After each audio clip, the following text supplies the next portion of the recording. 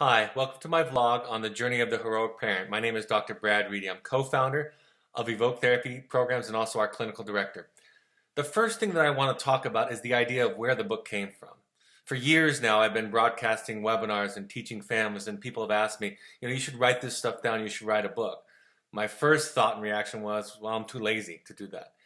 But then as I started getting the requests and they mounted up over the years, I realized there would be some value in writing some of this stuff down. But I thought to myself, what do I have to write about that's unique or new? There's plenty of parenting books out there.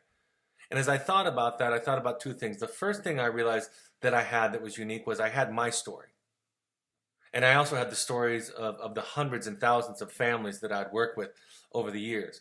And the second thing that I thought of is really what I try to do to help parents is not tell them what they should do, not be the expert in their lives in terms of the direction that they should take or the choices that they should make. But really my expertise is in teaching families and parents how to think so that they can discover their own truth. Part of the idea for me is to provide parents with an enduring source of truth, which is themselves, and not to become the expert in their lives. And in terms of the right question, a lot of times parents ask us what to do as therapists. And it's really important, critical in fact, that we change the question, that we answer the correct question. The question I discovered from my own journey is not the question. The question really is, who am I? And in the case of a parent, the second question is, who is my child? To the extent that I answer the first question, who am I have the capacity, the potential to answer the second question, which is, who is my child? And then the third question becomes, what is my relationship to my child's problems?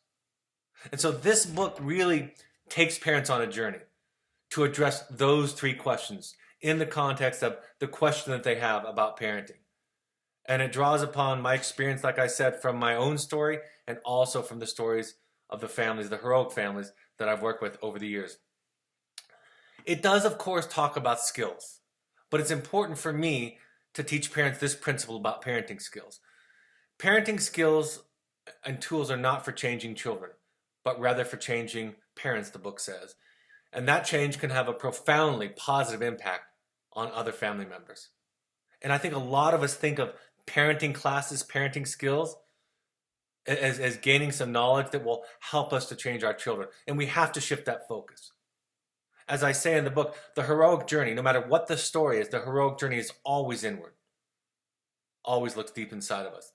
Let's use behavioral tools as an example when I talk about behavioral tools in the book. Here's a quote from the book. Using behavioral tools is fine, but only if they are nested in love and awareness. And we would be wise to first listen to what the behavior is telling us before we embark on trying to change it. Sometimes we listen to what they're not able to say and provide them comfort.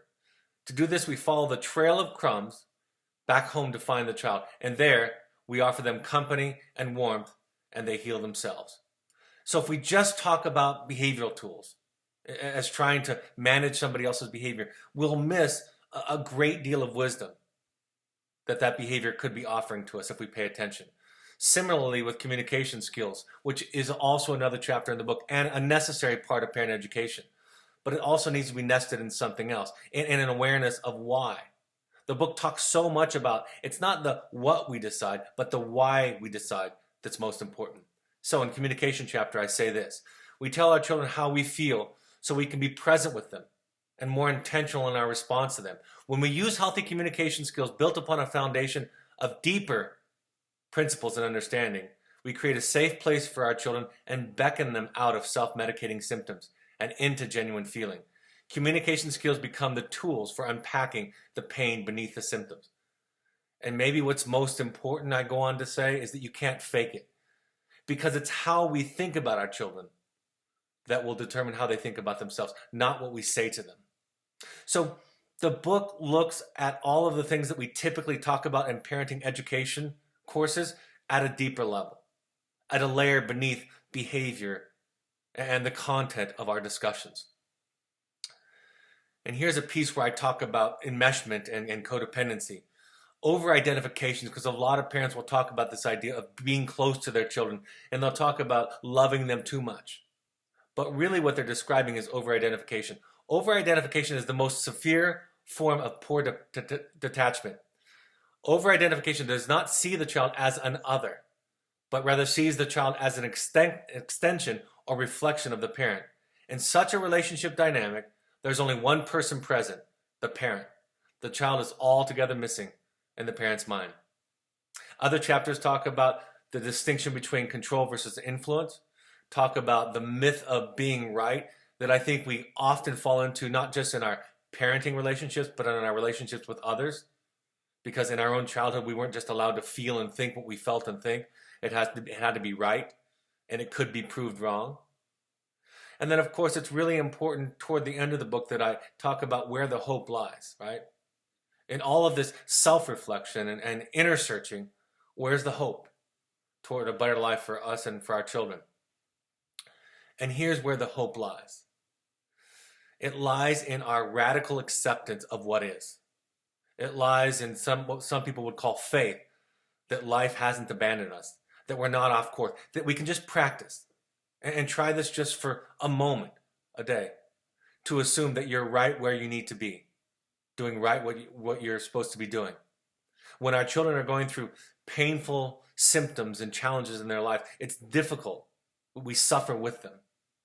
And it's difficult to take a step back and realize that there's great wisdom being offered by this lesson. In the book, I suggest if we fail to embrace, no matter how painful or scary the journey of parenting a struggling child, we will also miss the treasure that journey has to offer. For me, parenting struggling children offers many gifts, including increased compassion for others who suffer, clarity in recognizing our boundaries, and improved self-care. Let's take it to the title of the book. Originally, the working title of the book, when I had it in a Word document, was Parenting Difficult Children. I knew that would not be the title. But as I started to consider the title, I knew how diametrically inappropriate that title was. Because for me, the difficulty in parenting children is in us, right? It's in our lack of bandwidth, if you will. And we need to do what we need to do to increase that bandwidth, to provide the ideal level of attachment and safety for our children, even those who are struggling with things like addiction and mental health issues. Joseph Campbell, a great American philosopher, was passionate about looking at all the world's myths, religions, stories, great epic lessons.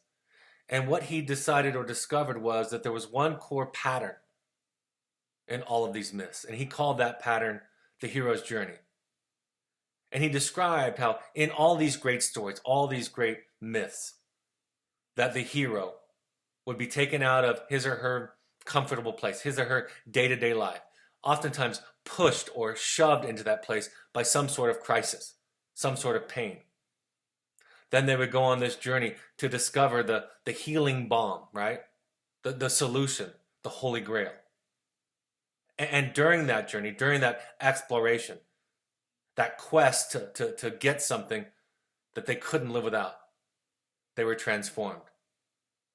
And this transformation was the gift, right? It's this idea that we go out there to try to find the solution, and we discover that the solution has been in us all along, buried beneath our shame, our fear, our anxieties.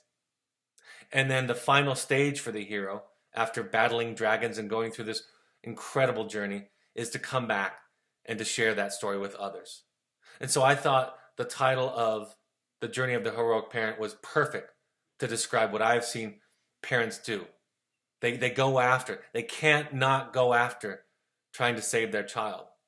And in the process, if they do it well, they themselves are transformed. And it changes not just their relationship with their child, but their relationship in all of their relationships, in their entire life. And here's how I end the book. So what does the hero find? On his journey, he finds the elixir of healing wisdom, something that he can share with others. We experience deep pain and develop compassion as we face the depths of our own struggles. And what we find is our story. We sit in groups, tell our stories, and listen to the stories of others. That is the message of this book. That is what I meant when I started with the concept that the question is not the question. It is our struggling children and our willingness to ask different questions that reveal our authentic selves. The hero brings back herself, a deeper, richer version of herself. Loving your child is something you cannot not do. You will break and bleed. Old things will die in you, and in their stead, new ones will grow. And what you will have in the end is your story.